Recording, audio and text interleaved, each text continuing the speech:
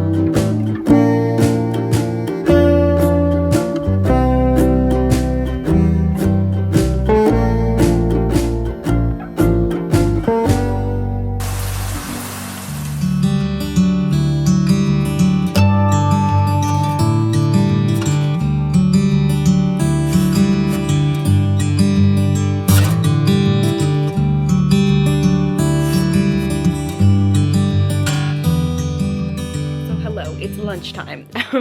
I did a Pilates workout, ate some lunch. My mom made some steamed fish, some Brussels sprouts, and some rice. I did not finish the fish. I feel so bad. I'm gonna finish it.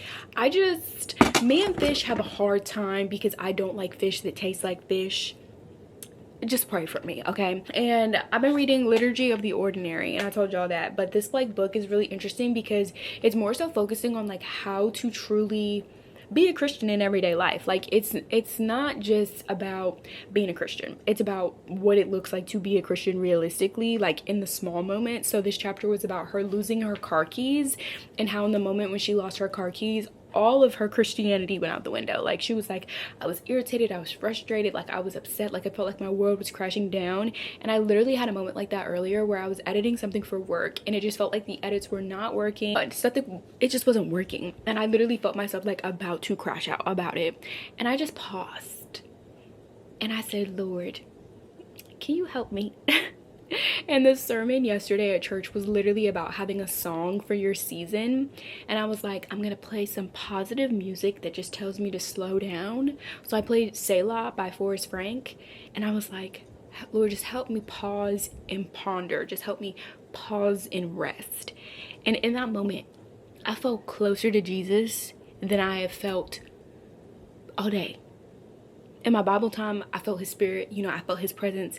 But in those small moments in your life when you're going through it, whether it's a crash out about something that's not working or like a major life event that's happening, it's those small, tiny moments where you're like, Jesus, help me, that I feel like his presence is the most overwhelming for me. That I'm like, no, like I know this is real. Like I know he is real.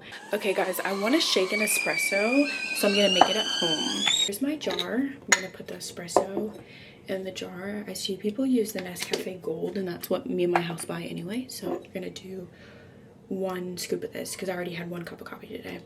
I did 1 scoop of the Nescafe, and then I think I'm gonna do like 1 scoop of brown sugar. What was that? I don't know if that was too much. And then I'm gonna do a bit of ground cinnamon in it all.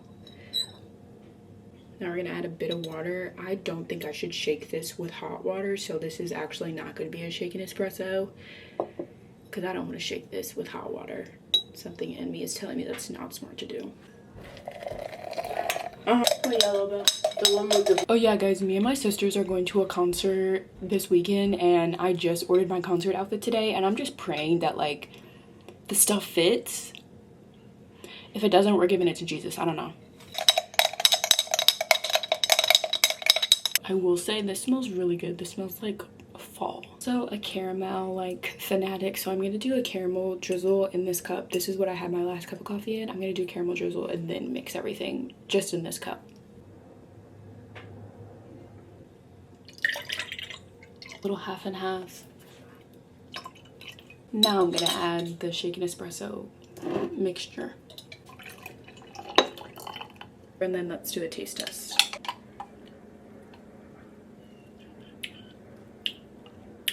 This definitely does taste like somewhat of a version of a shaken espresso, especially the brown sugar cinnamon one. But I also got the silly straw a really long time ago, and I have an Arizona tea, and I want to see if it works. Okay, let's see.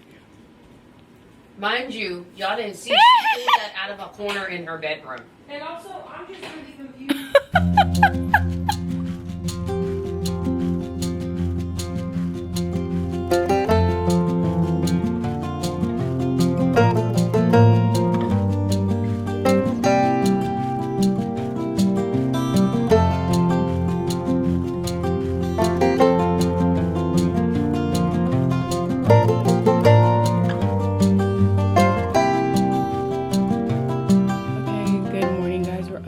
If I look a little tired, it's because I am, but we're up. I did a little fruit for breakfast, and then I tried to make the brown sugar cinnamon shaken espresso again, and I think I did it right. I added caramel again just because I don't have any sweet syrups in my house, so like the only sweetener was the brown sugar, and I put way less this time, and I think I did better. And then I of course have my jug of water, but I actually didn't get to do my Bible time before clocking in, so I'm just gonna listen to my Bible. At your rebuke, the water fled.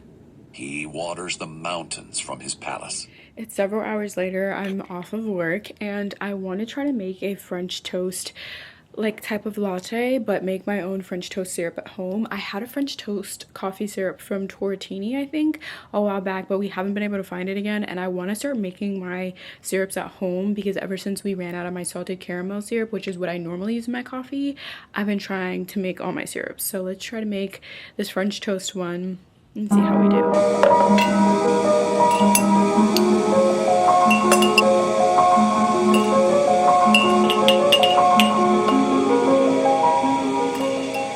10 out of 10 French toast latte. So good.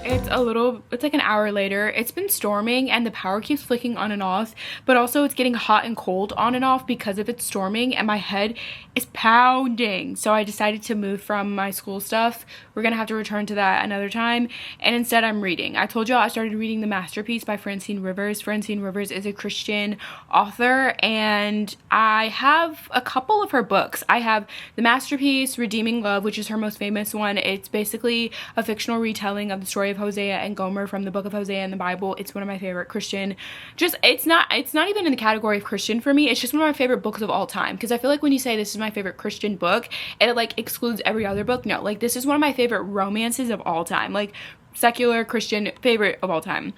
But she's written that. She also wrote the Mark series. She's written And the Shofar Blue, and I have another one of her books on my shelf, but either way, I have quite a few Francine Rivers books on my kind of repertoire of what I want to read, and The Masterpiece has been on it for a while because it's a really big book. So I'm trying to get through it, but I gave y'all the same update last time.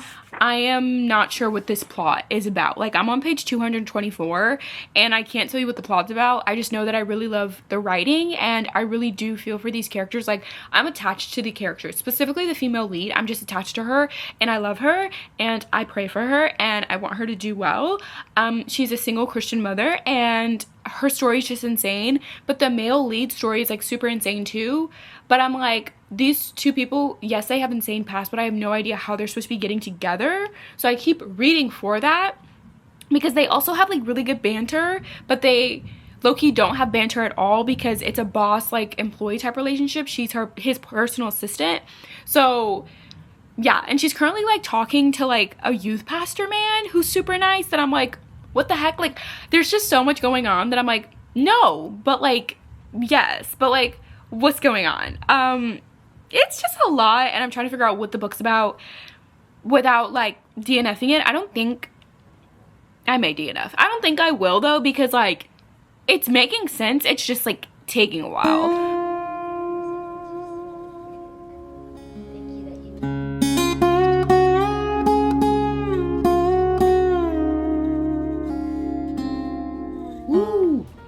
I just said I'm infamous famous for not having edges that lay down. What's the edge control? This is 𝚑𝚒𝚘 𝚘𝚗. I got it on JCPenney. Period. And she got some new shampoo, design essentials. It's a deep cleansing one. Deep cleansing shampoo, and then she re-upped me on my. Ooh, yeah, this is crazy. This about $15. I don't know why it's so expensive. It was $11 on JCPenney. Yeah, and that's a deal, but $11 for a mousse is still, but it's such a good mousse. It is a really good mousse. Oh my gosh, What? this. It's okay, but this Care Essentials, this laying her age down True now. Testament is put it on one of our heads. Yeah. My older she sister within has a 15. looser hair, like, how do you say that? Curl? Or is it texture? She has, I don't know if her curls are necessarily looser. Right. But her texture is. She has a softer, like, Yeah. finer texture, but edge controls just don't be doing the job. I don't know. Because Nothing it'll have like stays. too much water and then now Yeah. her edge is curly. Yeah. Or it'll be too heavy and she can't get it out. Yeah. So I gotta wash my whole head. Sick. Mind you, I could sneeze and my edges will come out. Yeah, my other older sister who. Looking at me? Yeah. At me? Can you see the screen so tiny? She also has locks. I also made, it's quite a bit later if I didn't say it. I also made my older sister the French toast latte that I made earlier because she had a sip and was like, that's really good. So I tried it again with just less cinnamon because she also does not like cinnamon. I think I like it in the combo, but like just in general, I did a little less. Did you want your coffee now? Yep.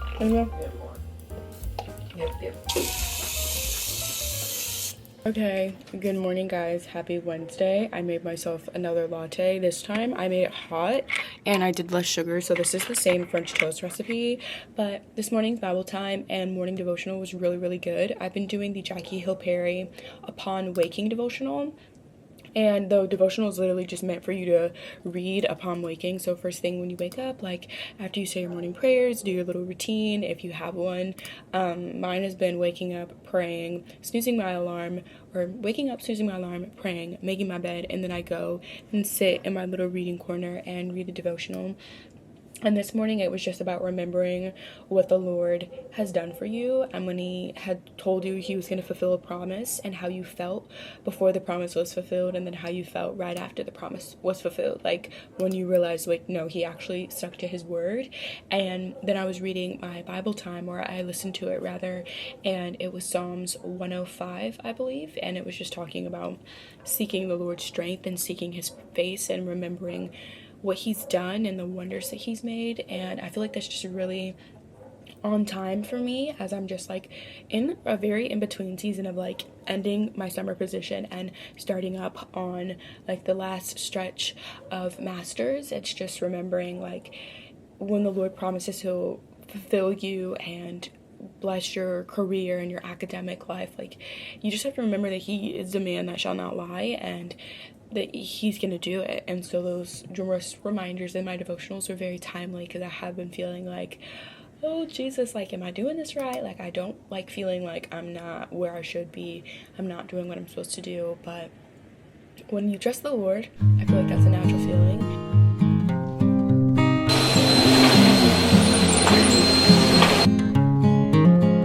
Homemade falafel. What'd you put in it? Just the chickpeas and a little fresh broccoli off the stalk with sour cream, dill, Italian seasoning. Just dill, Italian seasoning, a little salt in it. Is that okay?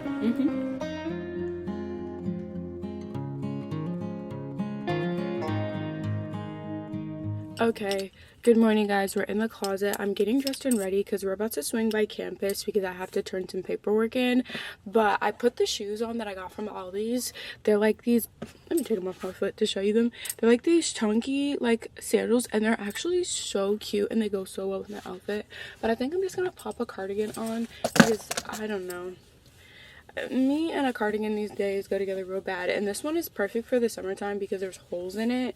But like I said, we're just going to campus, and yeah, I need to film today before we head out because we're going to a concert, which I'm trying to determine if I'm gonna like put in a separate vlog or not. If I do, you guys will see that, but if I decide not to, just know I had a good time. A family friend is going with us and I don't want them to feel pressured if there's like a camera out, you know what I mean?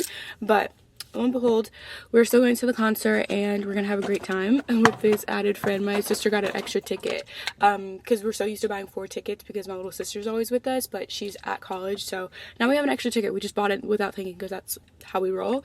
But I'm gonna do my little fragrance, Sabrina Carpenter.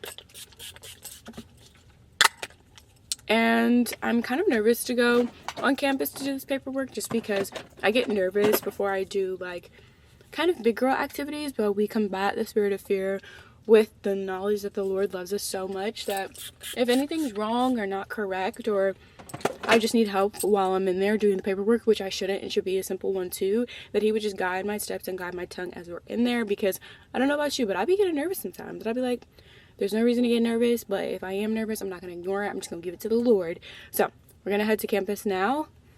Let's go. All right, y'all, we're on campus. I just finished doing what I needed to do. That was so quick and easy, thank God. I was so worried it was gonna be hard to like find because the building is like up in the cut, but it feels so crazy being back on campus like after summer. Like I'm really about to be back in school, y'all. It's crazy. But I think after this we're gonna try to find a Dunkin' and I need to film, and then that's our day. We are finally back home, and I feel like I finished the first episode of the Christian Student Files with a good little chat, and I want to start doing that more. So before this episode ends, I want to talk to you guys about what y'all would like to see from one Christian girl to another. I just finished filming the Christian Girl Question of the Week. I had to film it early because me and my family are going out of town for a weekend, but I asked about a topic that I hope makes sense to you guys and I hope resonates with you guys, and that's just like how you see God in your life, like what's your favorite characteristic of his. But I'm always so curious to see what things Christian women are willing and wanting to talk about in community with one another.